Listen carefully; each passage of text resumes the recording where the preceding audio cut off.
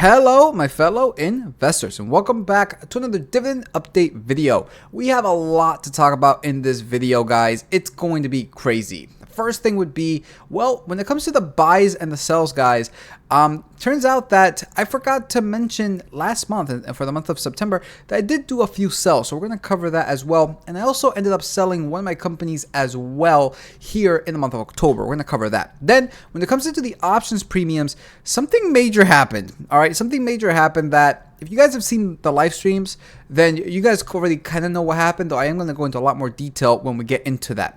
And lastly, we're going to get into, of course, how much in dividends my portfolio generated for the month of October 2023. So with that said, make sure to, of course, like, subscribe, comment. It really does help here with the algorithm on YouTube as well as Rumble. The goal is 200 subs on Rumble by the end of the year. We're very, very close. And 2,000 on YouTube by the end of the year. I think we can absolutely make it a little bit close to that on the YouTube side, but I still think we can make it. So with that said, let's get started with how my portfolio has done in this previous month. You guys can see right over here, up 1.73%, $2,725.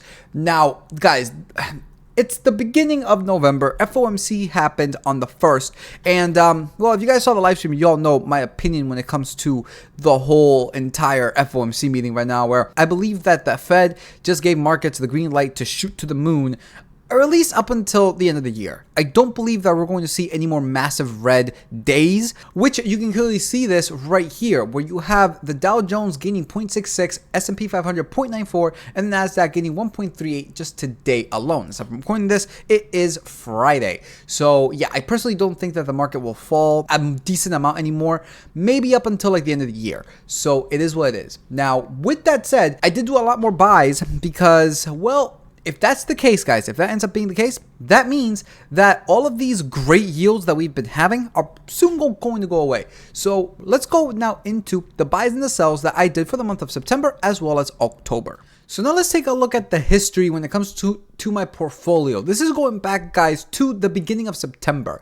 And the reason I'm doing this is because, well, again, I did make a few sells last month, actually, in the month of September, that I didn't cover during that video. So the first one, I did sell my Google shares for around $131.61.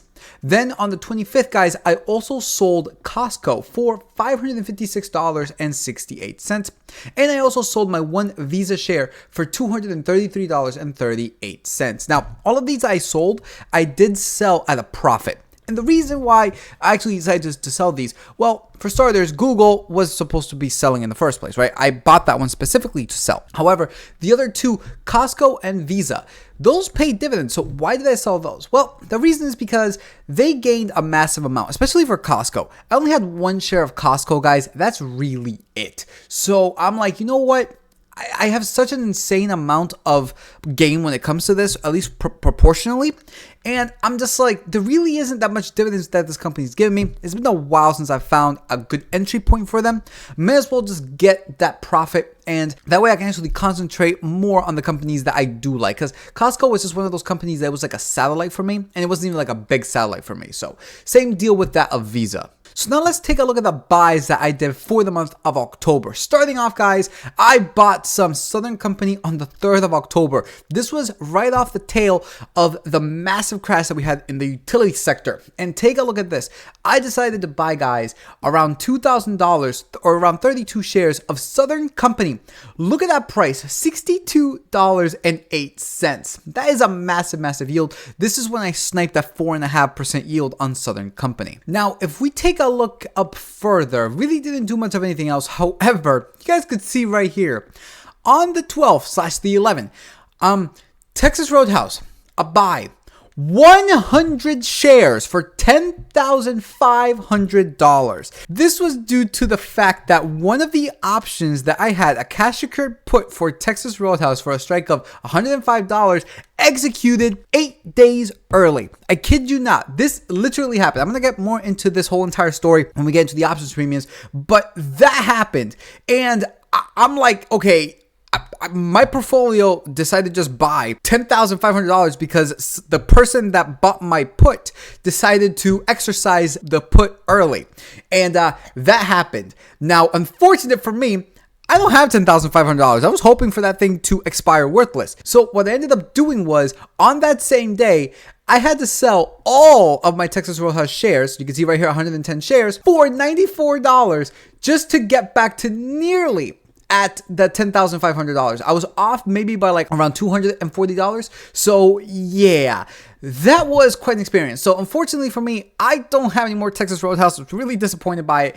I wasn't expecting this thing to actually get exercised. I didn't even know that it could get exercised. So that happened. So yeah, I did end up selling Texas Roadhouse, all of my shares, just so that way I wouldn't get a margin call. Then on the 17th of October, I bought some Clorox for a strike of $125.15. Only bought one share. Then on the 20th, I did about 2 buys. We can see over here, SCHD, I bought 14 shares for $69.58 for a total price of $974, like total. And then also on the 20th, I bought some T. Rowe Price for 10 shares at $96.10. That was worth around $961 worth. And lastly, on the 25th, guys, I sold all of my shares in Smith & Wesson for $14 to $42.07 over there. That was a loss. I believe I had $50 initially, so I did lose $8 on that one.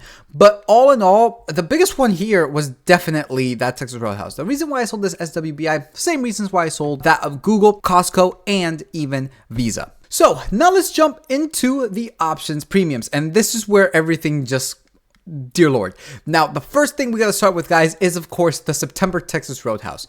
Because as I just said, guys, this thing, I had to put for this thing on October 20th, right? The expiration date for October 20th. And it was a strike of $105. I got $528 for that in premium. Thing is that Texas Roadhouse decided to just collapse, falling to what, like, I think $91 or something like that. And I'm just like, well, okay. I mean, it was still like a week left before this thing actually came into expiration day. I'm like, you know what? Let me just wait the 1 week and maybe it'll jump. Maybe it'll jump to 105, or maybe it'll get close and, you know, it won't be like the premium on it won't be too much to like roll it, right? So I'm like, okay, let's just wait. I kid you not, on Thursday of the week before expiration date, I wake up and again, I see a notification on my phone from Charles Schwab. I'm just like, what is this? I'm like, I'm still half asleep trying to wake up, and I'm just like, what is this? And I see cash secured put for Texas Roadhouse executed. I'm like, am I sleeping? Am I dreaming? Is this actually happening? I wake up for them, just like, what in the world just happened here? I came downstairs to my laptop and I'm just like, it went through $10,500. What in the world just happened here? Turns out, you know, after making a few phone calls here and there, turns out that the guy that bought this thing from me, that bought this put from me, exercised the thing early. I wasn't aware that that could happen. I was not aware that that could happen. Again, my whole thing when it comes to the options, I thought, you know, I'm fairly new to this, right? I started this just, I believe, this year, right? In the month of January. That's where I started, you know, doing my whole tracking thing when it comes to the options premiums. I didn't know this. I thought that they expired. I thought that you had to have them, you know, out of the money if you want them to expire and not get executed at the date. I didn't know that they could get exercise early. So I've come up with a brand new risk assessment when it comes to these things, especially for my calls, because if that can happen to a put, well, the same thing could happen for a call, and that's actually a million times worse. Because if it happens to a call for like a company like Chevron that pays me the big bucks when it comes to dividends, I lose those dividends. So I cannot allow that to happen. So I have to keep a very, very close eye on how far in the money these calls actually go. So I'm very, very happy that this happened with Texas Roadhouse. And, you know, sure, I lost around like $1,000 selling all my 110 shares of Texas Roadhouse, but I guess it's a great learning opportunity. And the fact that it didn't happen to my calls, I call that a win. So that right there is the biggest thing that happened, because I wasn't expecting it in the slightest. Now let's take a look at October. And right off the bat, guys, you can see I do mainly cover calls here, because after that Texas Roadhouse thing, I got real scared. Now, I do have one cash secured put over here for Vici, and that one has an insane story too. But let's just start with the first one. And that was a covered call on my Crocs position, expiring on the 6th of October for a strike of $94. I made $25 in that one. That one expired worthless. Then on the 4th, I sold 2 options, one for AbbVie, expiring in 2 days, covered call for $30. And Vici, I sold a cash secured put for a strike of $27.50, expiring on the 20th, okay? Now, this one's actually hilarious because you guys can see over here, for both, they expired worthless. However, this strike of $27.50, I kid you not. So I sold this thing hoping that it would get in the money. I was perfectly fine buying $2,750 worth of Vici. That's 100 shares. That's amazing, right? Especially for that kind of price. Significantly lower for my average share price. So I was really hoping for that to happen. I kid you not. The 20th comes and Vici ends the day at $27.51. So it never got executed. Ever. So I'm just like, all right, well, I guess that's kind of disappointing. Still made $37 on that one.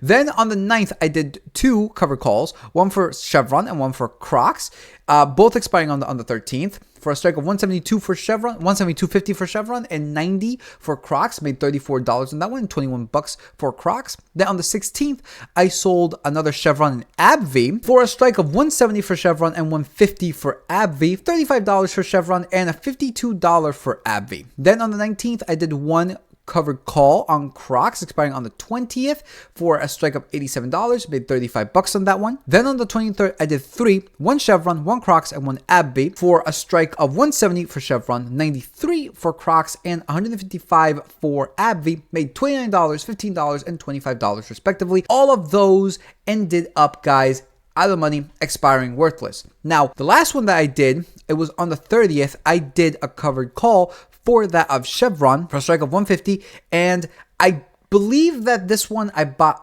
early, so I did end up buying it back, but I made a significant amount, and this buyback was at around $8. So with obviously the fees and commission, I bought it back at $8.66. So if we just put in over here 0.08, this would mean that all in all, made a decent amount of money when it came to that one. So as you can clearly see, this resulted in me making around $19.68. Very, very nice. So all in all, when it comes to the month of October, as you guys can clearly see over here, made around $350.42. Now when it comes to the average, this thing fell massively, right? From 369 down to 304. Yeah, guys, in August, this thing brought it down a significant amount, but we're still above what I wanted to make on average for the year, which was around $250. That was the goal for the options premiums on average per month. All in all, still really, really good. $304 on average. And so far right now in November,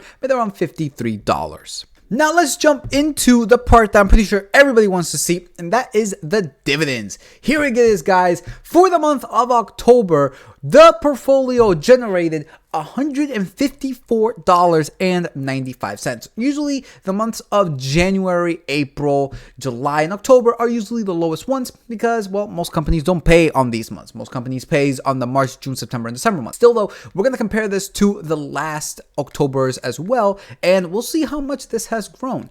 Now, for 2023 right now, portfolio is expected to make $443.88 on average, with totaling a year $5,326.54.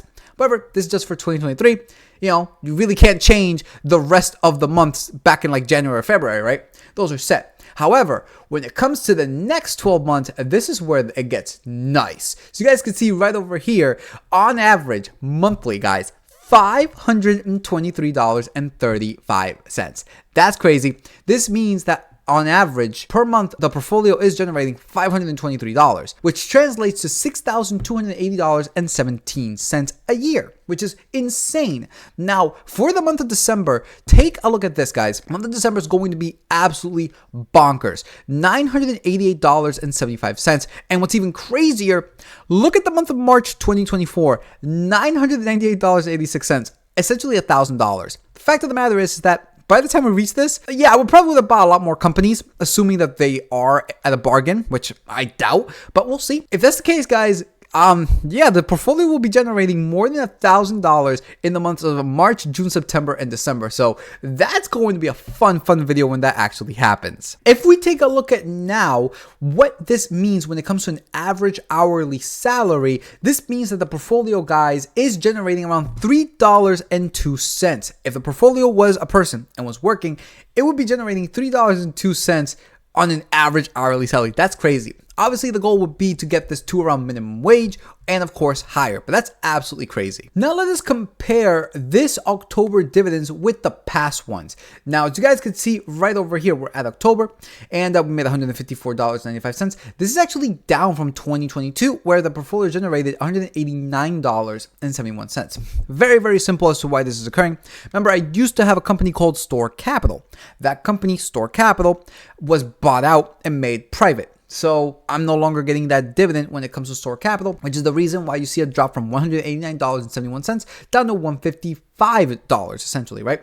But again, the overall thing, guys, what matters the most, it is the average monthly and of course the yearly. You guys can see right over here, we're still on track for a massive gain, especially for November as well as December, as I showed everybody. When taking a look at the quarterly dividends so far, guys, when it comes to Q4 of 2023, well, we just started this quarter and it's generated around $154.95. However, most likely, seeing that December is going to be such a crazy month, this thing will be significantly higher than that of Q3, where it generated $1,414. So yeah, that's going to be a fun one as well at the end of the year. And lastly, overall, the annual dividend so far, it is at $4,049.68. And this is the thing, guys, that I highly suggest people should focus, especially when you have a dividend account. Because if you focus on this, you guys can see $318.56, 2020, that's when I first started. Then $1,861 the following year. That's a massive jump. Then from 1,861 to 3,615, or essentially 16, to now 4,050, and the year isn't even over yet. So most likely, again, well, this will be close to like $6,000, right? So that's really good to see. All in all, that pretty much does it, guys, for this video. A massive month of October. Very red. I did a ton of buys, especially that Southern Company snipe that I did was absolutely crazy. So I'm really happy for that one. But yeah, guys, that pretty much does it. We'll see what November has in store for us, right? I personally think markets will continue to rise from now on, and that means that I won't be buying a lot, right? But we'll see. Who knows what the future holds. So with that said, guys, make sure to like, subscribe, comment. Really does help out with the algorithm on YouTube. Peace out, and we'll see you all next time.